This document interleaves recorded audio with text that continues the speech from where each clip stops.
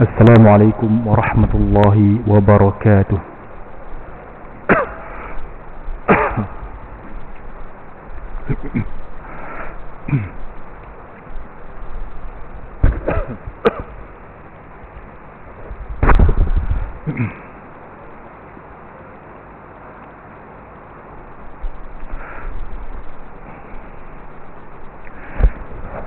Alhamdulillah. Nahmadu wa nasta'inu wa nastaghfiruh wa na'udzu billahi min shururi anfusina wa min sayyiati a'malina. Man yahdihillahu fala mudilla lahu wa man yudlil fala hadiya lahu. Ashhadu an la ilaha illallah wahdahu la sharika lahu wa ashhadu anna Muhammadan 'abduhu wa ashhadu anna Muhammadan 'abduhu wa rasuluh. Allahumma salli wa sallim ala habibina wa sayyidina wa syafi'ina wa zikhrina Muhammad wa ala alihi wa sahbihi ajma'in. Amma ba'd. Alhamdulillah, dengan limpah rahmat kurnianya dapat sama-sama kita berkumpul sebentar pada malam ini untuk solat fardu maghrib dan isya insya-Allah, dan mendengar sedikit kalam tentang apa yang saya akan sampaikan pada malam ini. InsyaAllah, sebelum saya tahiyah penghormatan juga kepada para AJK Masjid, pimpinan masjid, pimpinan masyarakat, para asatizah, para jemaah ayah ibu yang saya kasih sekalian. Saya juga mengambil kesempatan ini untuk memperingatkan saudara-saudari para jemaah untuk bersama-sama kita mengambil langkah berjaga-jaga, disebabkan dengarnya wabak COVID dah mula menular balik dan lebih banyak di Singapura sekarang, negara jiran. Jadi kita ambillah langkah yang sewajarnya. Saya pun baru batuk tak elok lagi daripada demam itu. Baik. Dalam masa ringkas ni marah.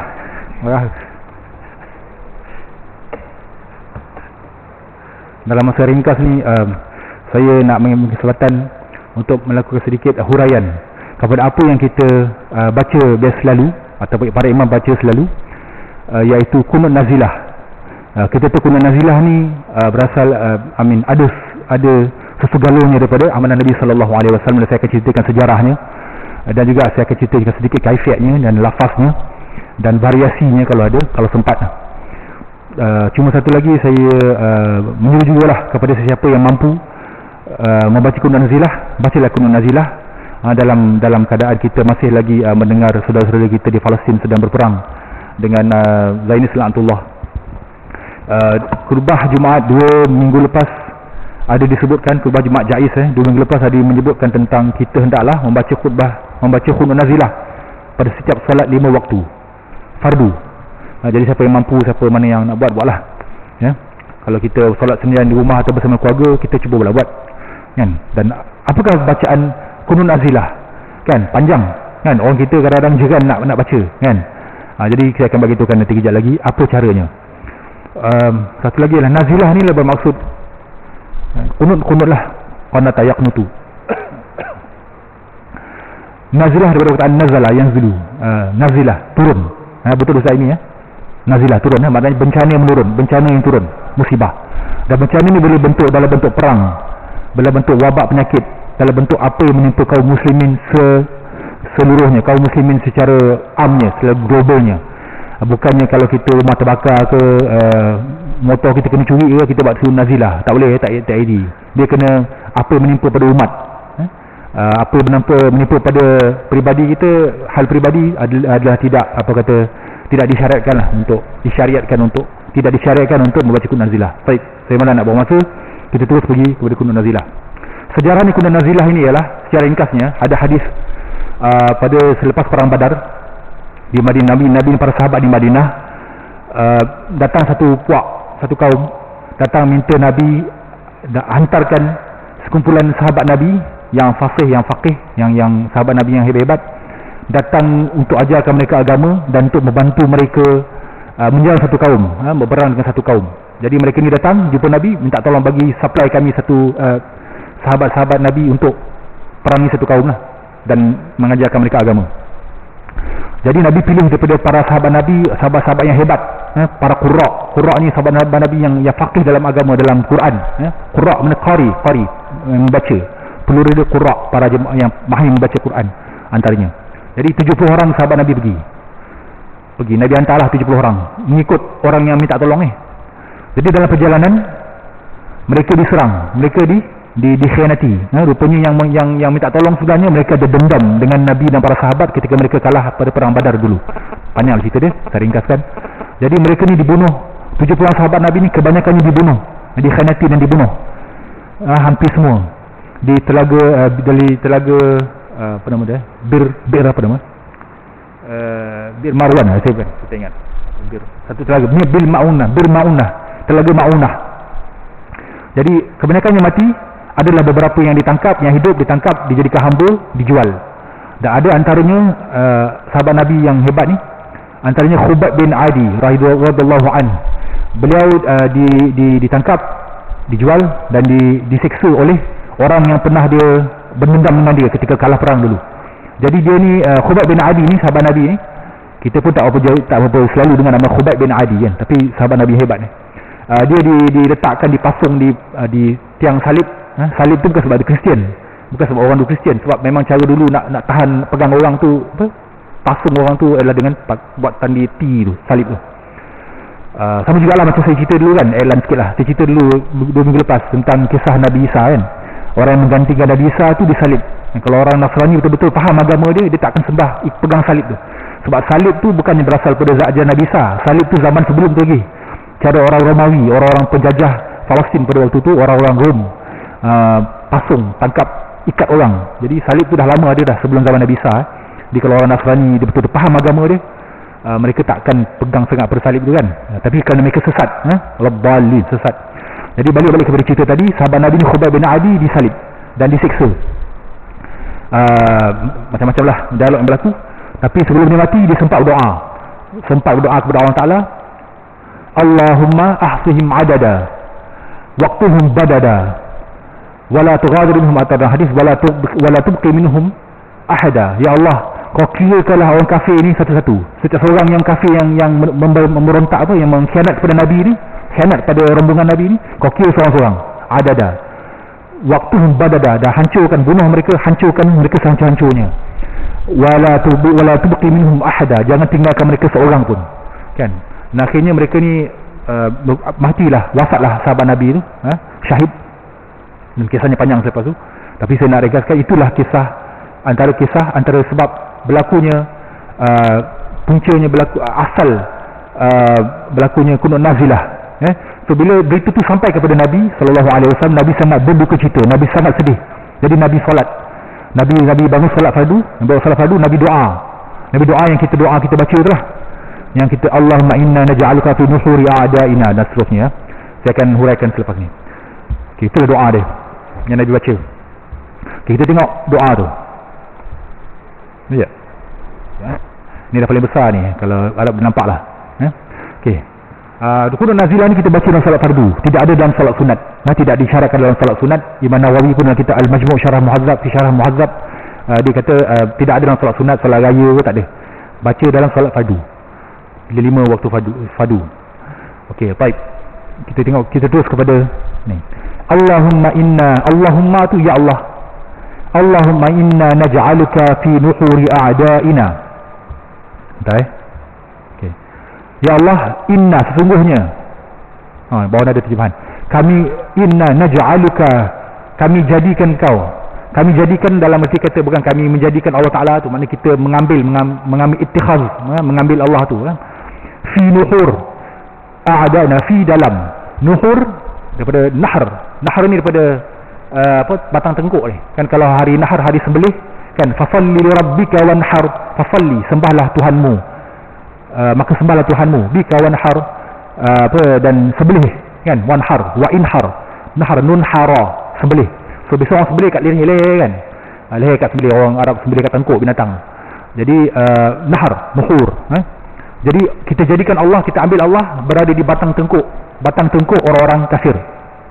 Maksudnya Maksudnya kita minta Allah untuk hancurkan mereka lah, batang tengkuk mereka ni, sembelih doang habis lah. Ada ina musuh-musuh kami, musuh-musuh kami umum, tak semestinya Yahudi, apa sajalah, siapa saja musuh kami. Kemudian baik, saya ringkaskan, laju sikit. Kalau cerita panjang masuk ke 4 bateri pun tak tahan ni. Okey. Wa na'udzubika min, tuan ni. Wa na'u baris kedua. Wa na'udzubika min syururi anfusina. Wa na'udzubika. Wa na'udzu kami berlindung, kan? A'udzubillah, kita baca a'udzu. Aku berlindung. A'udzu. Jadi na'u tambah tukar nun, hamzah tukar nun. Na'udzu, kami berlindung. Bika, dengan engkau. Jadi kalau kita macam nak minta perlindungan, a'udzubillahi minasyaitonirrajim, nak masuk, kita nak pergi, kita tak tahu doa nak masuk tandas, tak tahu doa nak pergi masuk pasar apa ada doa dia, kan? Nak minta berlindung daripada benda-benda tak elok ni lah. Nak pergi sampai ke satu tempat, na'udzu bikalimatillahi tammati min syarri ma khalaq, sampai satu tempat nak kita minta berlindung daripada kejahatan yang berada di sana, kita tak tahu. So bacalah paling kurang a'udzubillahi minasyaitonirrajim, paling kurang bacalah tu, aku melindungi Allah dari syaitan terjam. Kalau kita nak baca untuk ahli keluarga kita sampai satu tempat, kita baca na'udzubillah, kita tukar je a'u jadi na'u. Bukan kita nak ubah ayat hadis Nabi, tapi kita, dari segi bahasa Arabnya, na'udzubillah, kami berlindung dengan Allah daripada syaitan yang derjam. Na'udzubika, kami berlindung dengan engkau ya Allah, min daripada syururihim, silap ni, syururihim, daripada syar satu kejahatan, banyak syururihim ada hal sini. Okey. Allahumma ya Allah, badid syamlahum, badid ni maksudnya bagi habis sampai tak ada value, tak ada nilai lagi dah, secara ringkasnya lah. Tapi sini terjemahan Melayu dia ikut mana yang dia dan lah, nak bahasa Arab ni luas, jadi kita tak boleh translate exactly 100%. Ya Allah, leburkanlah kumpulan mereka, badid syamlahum. Kemudian so saya nak seronkannya apa kita sebut ni, kalau kita boleh ingat, kita ingat lah. Bila imam baca kat depan, dia tangkap sikit-sikit, insyaAllah membantu kekhusyukan lah, bantu kita lebih faham lah. Yang kita amin kan, tapi tak tahu, tak faham apa benda imam baca. Baik. Wa farriq jam'ahum, farraqa, tafriq, farraqa, yufarriqu. Tuan pernah dengar perkataan mufaraqah. Kalau solat imam batal atau imam tu buat salah, kita mufaraqah. Faraqah kan, berpisah, mengasingkan diri, ataupun firak apa ni, kalau lelaki perempuan berpisah apa, tafasal kan, tafal. Tapi farak berpisah. Okay, so cerai beraikan, ya maaf tulisan ni tak apa. Faraq jama' ni kumpulan, kesatuan mereka. So kacau bilaukan kesatuan mereka. Ini adalah terjemahan yang dibuatlah. Kalau tengok tulisan-tulisan lain, adalah perkataan-perkataan yang digunakan untuk terjemah. So bahasa Arab ni kita tak boleh nak terjemah satu proses tepat. Wasyattid kalimatahum, syattid syattata yusyattitu, tashdid, maksudnya bagi hancur habis kalimatahum, cerai beraikan perkataan mereka. Wazalzil aqdamahum, zalzala, kita ada surah Al-Zalzalah, surah gempa bumi, zalzala, yuzalzilu, menggempakan, menggoncangkan. Aqdam daripada qadam kaki, qadam sepak, bola sepak.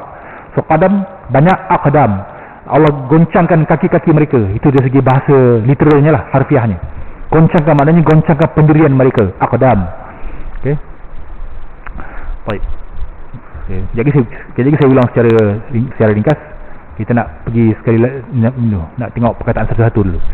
Wasallit alaihim, Sallit ni maksudnya salata yusallitu, memberi kuasa atau meletakkan kuasa untuk melakukan sesuatu. Sallit, tuan-tuan pernah dengar perkataan sultan, orang berkuasa, sultan kan. Tasallatu, tasallut, taslut maksudnya memberi kuasa. Maknanya alaihim, berikan kuasa kepada siapa? Kepada kalb, alaih, kepada musuh-musuh tu. Kalb, dikata sini kalb anjing. Okey. So berilah kekuasa kepada anjing, salah satu daripada anjing engkau, anjing Allah punya anjing, daripada anjing-anjing Allah. Min kilab, kalb satu, kilab banyak. So kau gunakanlah kekuatan kepada anjing-anjing, satu anjing daripada anjing-anjing engkau ya Allah, untuk menghancurkan musuh ni kan. So kita akan tanya, apa benda anjing dalam doa-doa ni kan? Anjing kan, anjing. So ini peribahasa yang orang Arab guna. Okey, kisah dia ada kisah dia. Kisah dia boleh rujuk dalam kisah Sunan Al-Kubra tulisan Syekh Imam Al-Baihaqi rahimahullah. Kisah dia ialah anjing ni, orang Arab guna anjing. Antara contohnya kisah ni sejarah Nabi pernah ada menantu Utbah bin Abi Lahab. Abi Lahab yang kafir tu, dia pakcik Nabi. Dia ada anak Utbah. Anak dia berkahwin dengan anak Nabi, Ruqayyah. So Ruqayyah dengan Nabi dengan Utbah ni saudara sepupu. Tapi anak Utbah tu kahwin dengan anak Nabi, Ruqayyah. Jadi bila Nabi sampai ke Islam, Utbah dengan bapa dia, dengan Ummu Jamil mak dia, Abu Lahab semua tak beriman. Mereka menentang Nabi. So Utbah ni ceraikan Ruqayyah, anak Nabi. Dia ceraikan Ruqayyah. Jadi dia mulalah kutuk Nabi, hina Nabi, sakiti Nabi. Padahal menantu tu, bekas menantu Nabi, kan? Tapi kutuk Nabi lah. Jadi Nabi rasa amat sedih dan amat berduka cita. Jadi Nabi doakan, ya Allah, gunakanlah anjing kau daripada anjing-anjing untuk membaham, maksudnya untuk menghancurkan pakatan Abu Lahab dan Utbah ni. Dan diceritakan ketika dalam perjalanan ke Syam, Utbah dan rombongan orang kafir ni pergi ke Syam. Syam ni sekarang hari ni ialah satu wilayah besar. Syam ni satu negara besar. Hari ni dia pecah kepada Syria, Lebanon, Palestin, Jordan. Dia pecah-pecahkan oleh orang putih lah. Tapi asalnya dia Syam, satu negara, satu wilayah, satu khalifah.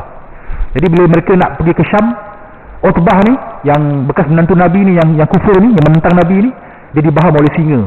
Dia mati dia berhenti satu tempat, mati dibaham oleh singa, anak Abi Lahab. Jadi singa, orang kata singa pula dah, ni kata anjing. So orang Arab menggunakan kalimah kalb ni maksudnya binatang haiwan buas yang menerkam. Itu nak tahu lebih dalam lagi kena tanya Ustaz Aimi atau Ustaz ni lah.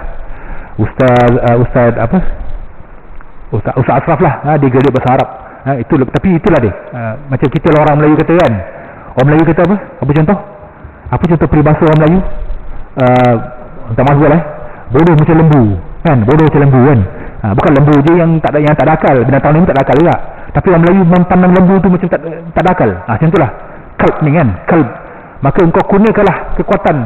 Hantarkanlah kalb anjing kau daripada anjing-anjing kau. Kekuatan-kekuatan untuk menghancurkan musuh. Tu dia. Kalban min kilabik. Jadi kalau saya sebut ni, kalau tuan-tuan boleh ingat nanti imam baca, sekurang-kurangnya kita boleh kita bertrigger lah. Okay, anjing. Maksudnya Allah menghantarkan kekuatan untuk menghancurkan musuh. Ya Qahar, Ya Qahar, wahai yang maha memaksa. Qahar ni Allah, sifat Allah. Qahar, ada orang nama Abdul Qahar, daripada Qahar. Abdul Qahar, Qahar, itu kan nama Qahar. Ya Qahar, yang maha memaksa. Ya Jabbar, yang maha gagah perkasa. Jabbar, perkasa. Jabar tu kan. Okey.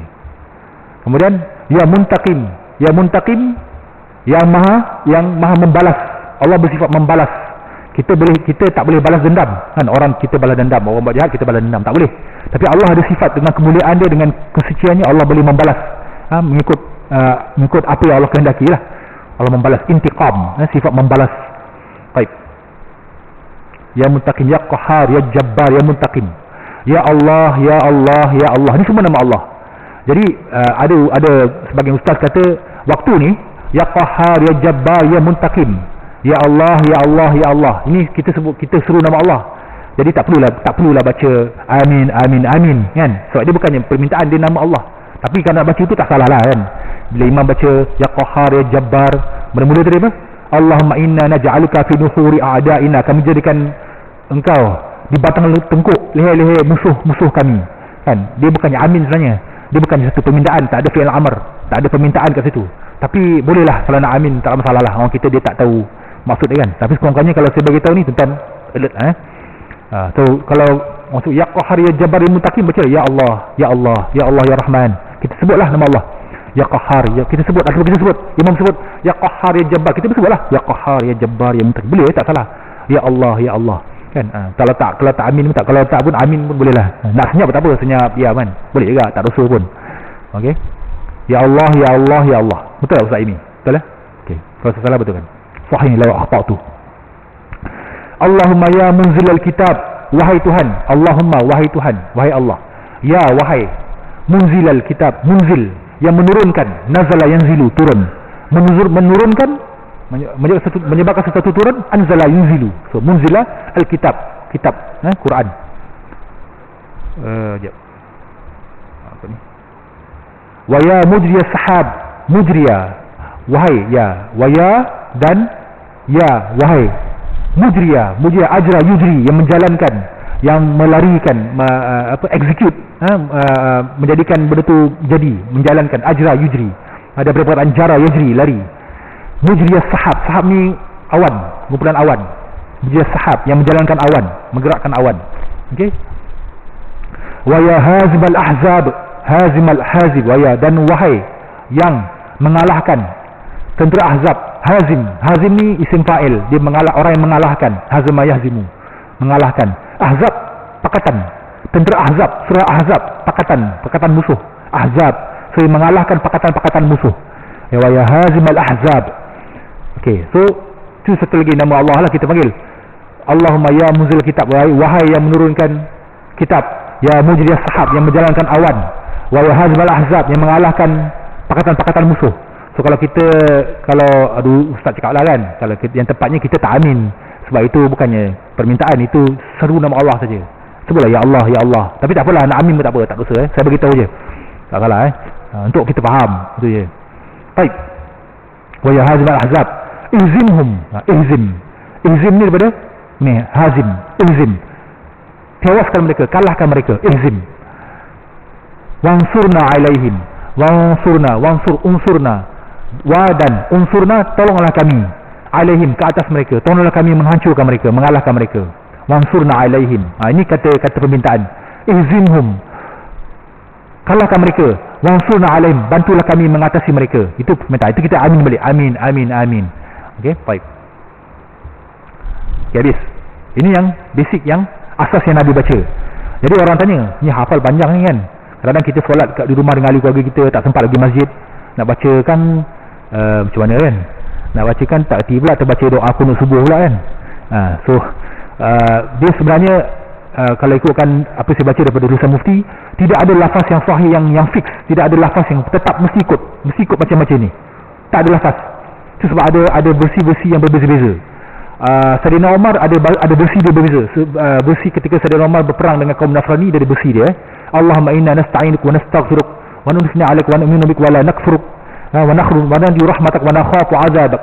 Itu versi Sayyidina Umar ketika menentang Nasrani.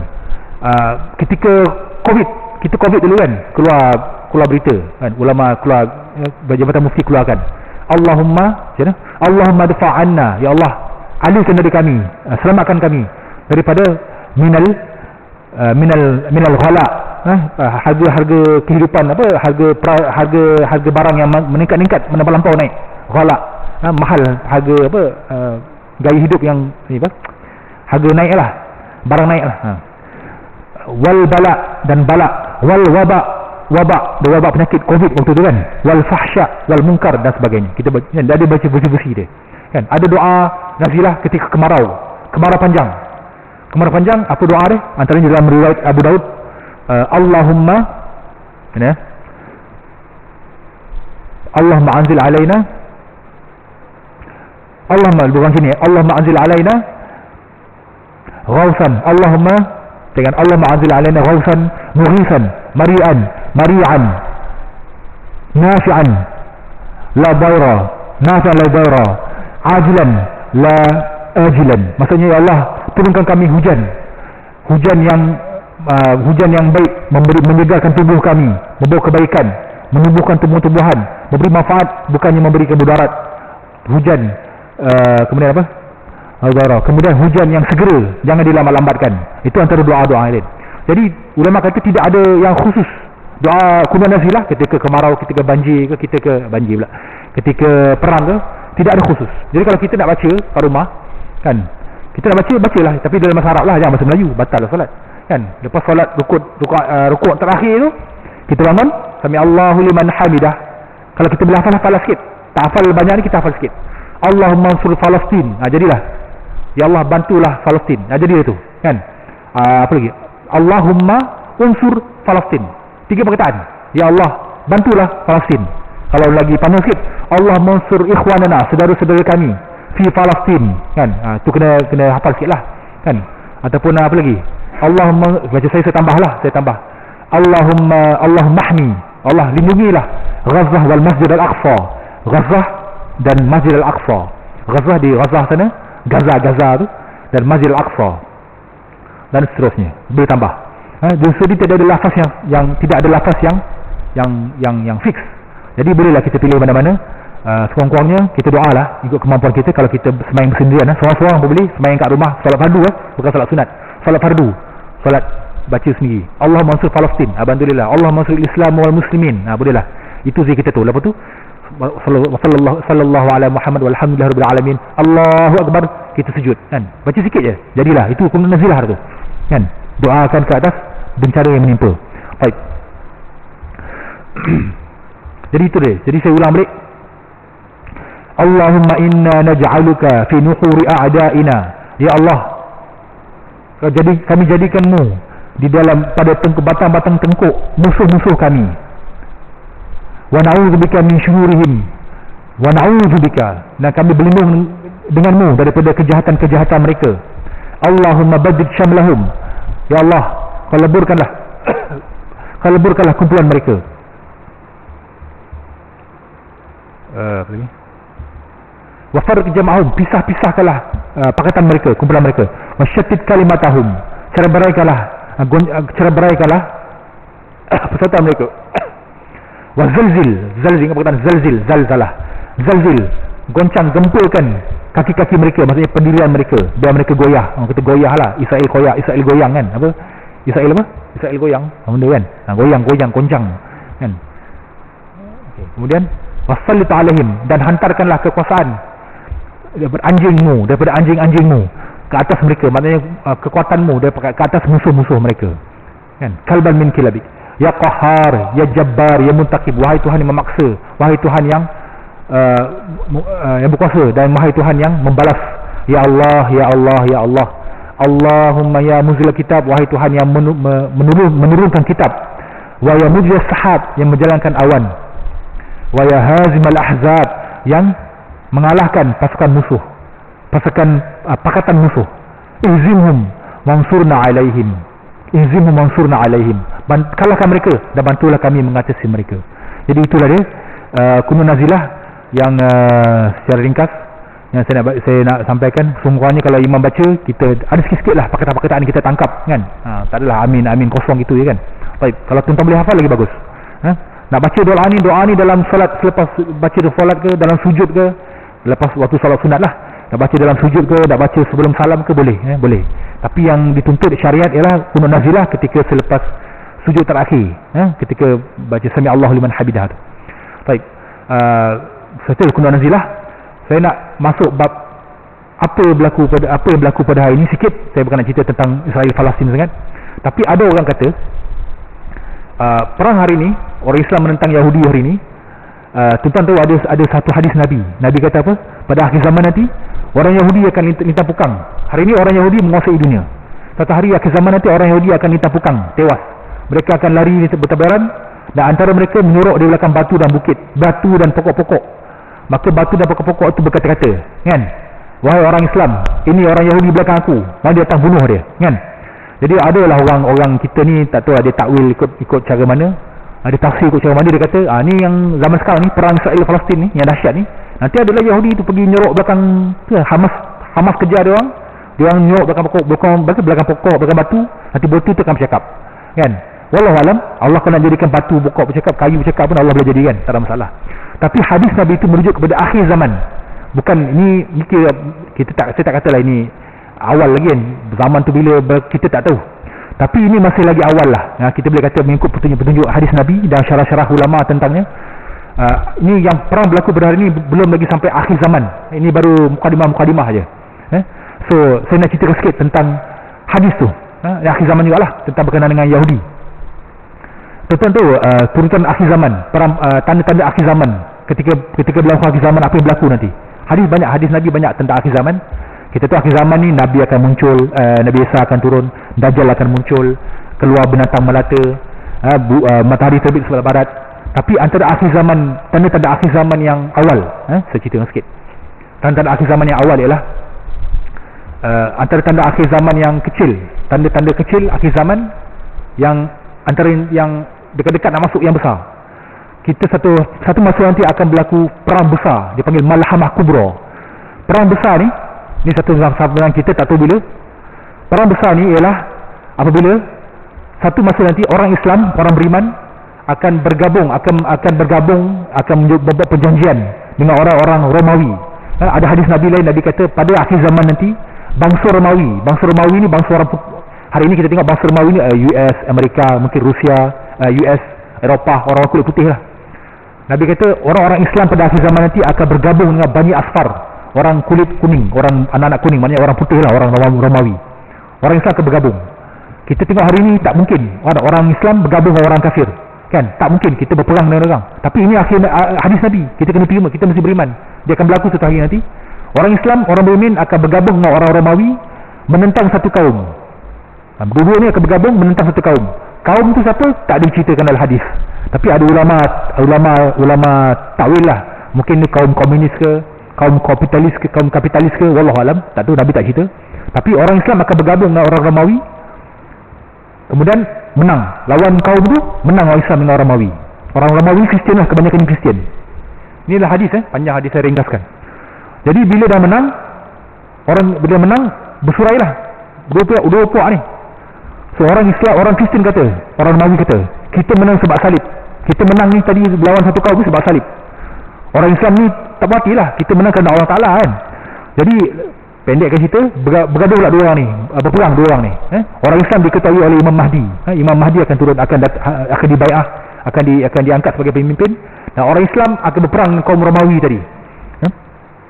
Lawan-lawan, dan perang tu adalah perang paling dahsyat yang akan berlaku di bumi ni lah. Kalau kita kata perang yang paling dahsyat setakat ni, perang dunia pertama, kedua, perang Israel Palestin, perang apa lagi kita pun tak tahu. Tapi semua ni tak akan boleh dibandingkan dengan perang pada waktu tu, pada zaman Imam Mahdi. Al-Malhamah Kubra. Malhamah daripada kata lahm, daging. Daging, lahm. Maknanya malhamah, banyak daging, banyak orang mati bergelimpangan, hancur, dunia manusia banyak mati. Perang besar. Sampai dikatakan kalau burung lalu atas waktu perang tu, burung terbang atas tu, burung tu akan kena kat, mati kat burung tu. Apa ni teruk perang waktu tu. Burung tak selamat, burung terbang ke atas tu tak selamat. Malhamah Kubra, perang yang besar. So habis pun nak ringkaskan, Malhamah Kubra menang orang Islam. Orang Islam pimpinan Imam Mahdi menang. Bila orang Islam menang, panjang cerita saya ringkaskan, mereka bergerak ke Syam. Mereka beralih ke Syam, nak berpindah ke Syam, bergerak ke Syam. Syam tu tadilah Damascus, Syria lah. Dajjal muncul di Khurasan. Okey, Dajjal muncul. Jadi bila Dajjal muncul, tentera Imam Mahdi, Dajjal akan melakukan kerosakan di muka bumi. Tentera Imam Mahdi tak mampu. Imam Mahdi dan tentera ini tidak mampu untuk mengalahkan Dajjal. Dajjal ni begitu hebat, Allah bagi dia kekuasaan, hebat. Dia ada sihir yang sangat hebat. So Imam Mahdi tak mampu nak kalahkan. Jadi Imam Mahdi dengan tenteranya berkumpul di Syam, Darul Bayda, di Menara Putih. Waktu itu turun Nabi Isa. Nabi Isa turun diapit oleh dua malaikat. Nabi Isa turun. Macam mana rupa dia kita pun tak tahulah. Tapi diceritakan Nabi Isa akan turun dengan baju kekuningan, dengan rambut yang basah, seperti basah. Maknanya kemas, handsome lah. Nabi Isa akan turun dengan dua malaikat kiri kanan. Nabi Isa turun. Nabi Isa akan mengimamkan solat. Nabi Isa akan mengikut syariat Nabi Muhammad SAW. Nah, walaupun Nabi Isa dulu bawa Injil, tapi akhir zaman Nabi Isa akan turun, dia akan ikut syariat Nabi Muhammad SAW. Nabi Isa akan turun. Jadi Nabi Isa menguasai orang Islam. Jadi Nabi Isa bawa orang Islam semua pergi ke Palestin. Pergi ke Palestin. Dajjal pun dengan pengikut-pengikut dia, Dajjal akan diikuti oleh orang Yahudi. Masa tu ada orang Yahudi. Orang Yahudi akan jadi pengikut-pengikut tentera-tentera Dajjal. Dia akan ikut. Ketika dia Babu Lut di satu pintu di Palestin, Babu Lut, Lut. Orang Dajjal bila pintu tu dibuka, Dajjal tengok Nabi Isa.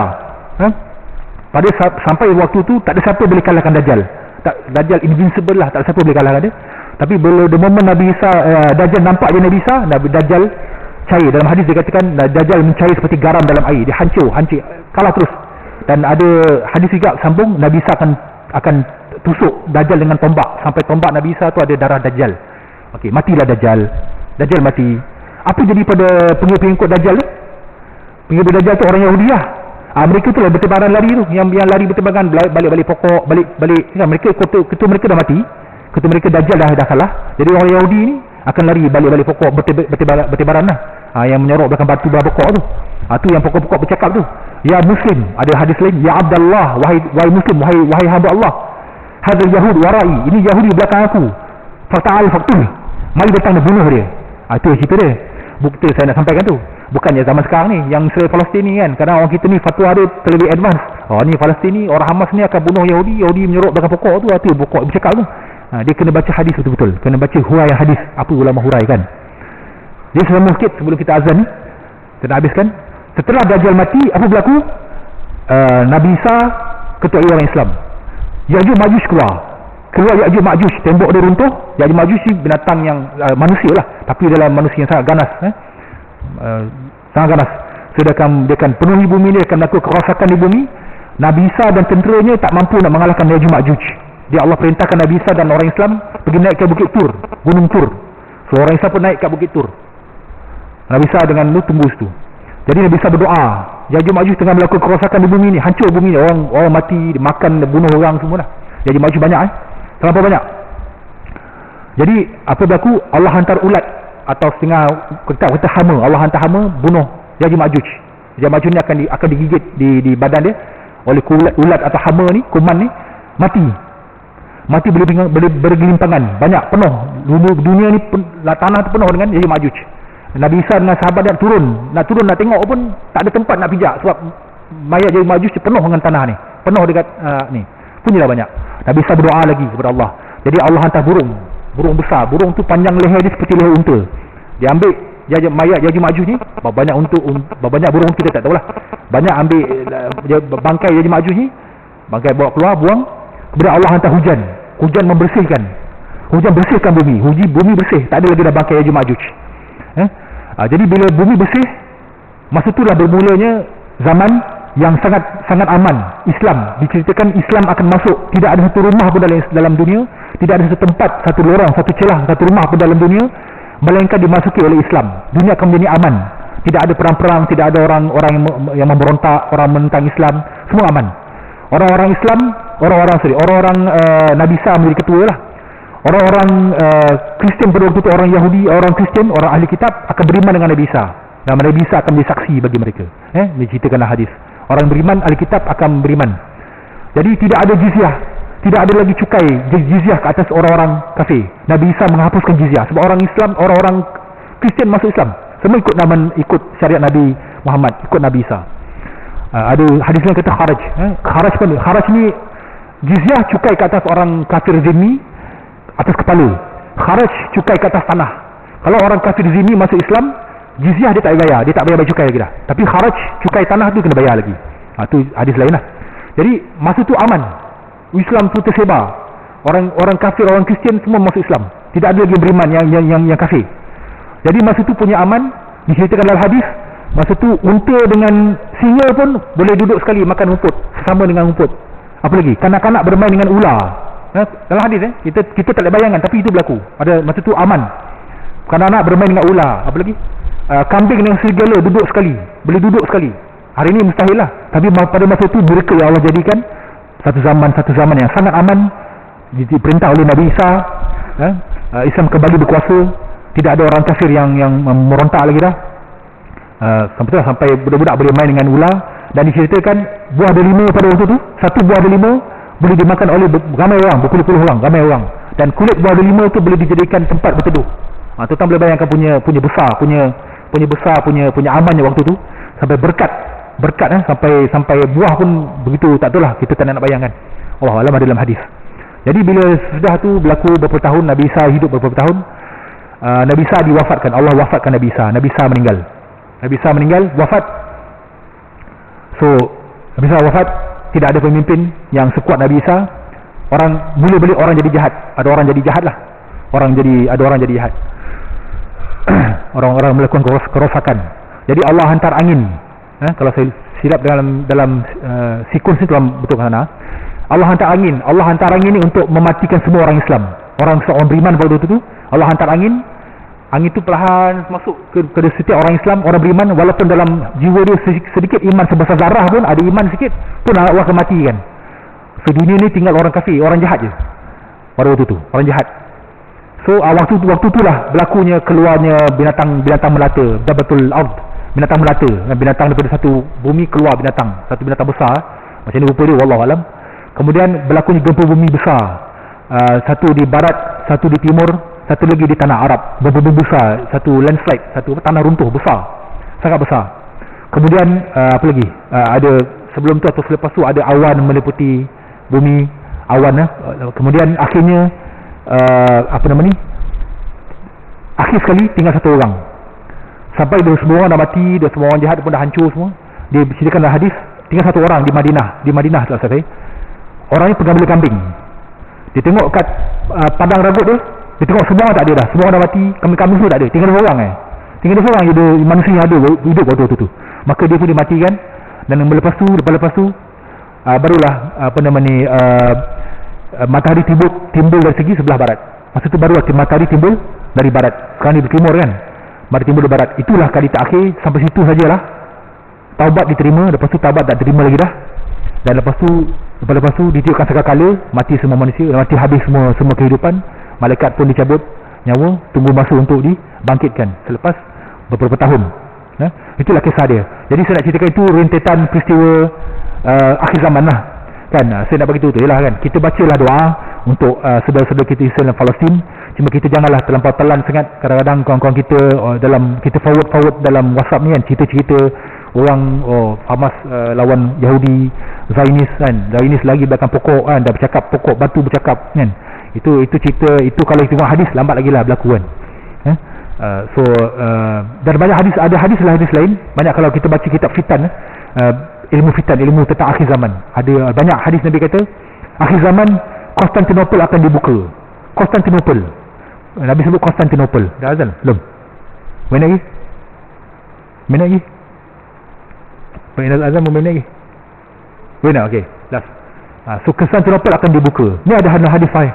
So Konstantinopel dah dibuka oleh Sultan Muhammad Al-Fatih pada tahun 1453 Hijrah Masihi kan. Tapi ini hadis Nabi kata akhir zaman akan berlaku juga, akan dibuka kota Konstantinopel, sebuah negeri separuh di bahagian barat, separuh di bahagian air. Kita pun tak tahulah, tapi akan berlaku nanti akhir zaman begitu. So menariklah kalau kita tengok hadis-hadis ni, menyebabkan kita bertambah insaf dan kita tahu peranan orang-orang musuh-musuh Islam, Yahudi dan Nasrani hingga akhir zaman. Kalau saya nak cerita lagi, nak huraikan semua lagi berdasarkan kepada apa yang kita bincang tadi, ghairil maghdub kan, dan bukannya dia orang-orang yang dimurkai, waladhdallin, bukan jalan orang yang sesat, dan bukan jalan orang yang dimurkai, orang Yahudi dan orang Nasrani. Panjanglah cerita dia. Jadi saya akhiri dengan moga-moga sedikit bingkisan saya ni dapat memberi kita kefahaman sedikit dan sedikit overview lah apa akan berlaku ketika akhir zaman nanti berdasarkan hadis-hadis yang sahih. Kalau nak lagi sedap lagi, boleh panggil lah ustaz yang terkenal, ustaz yang cerita yang lagi gempak lah kan, ustaz Auni ke, ustaz apa lagi yang terkenal cerita-cerita bab akhir zaman ni. Mudah-mudahan memberi manfaat kepada kita. Subhanakallahumma bihamdika asyhadu an la ilaha illa anta astaghfiruka wa atubu ilaik. Assalamualaikum warahmatullahi wabarakatuh.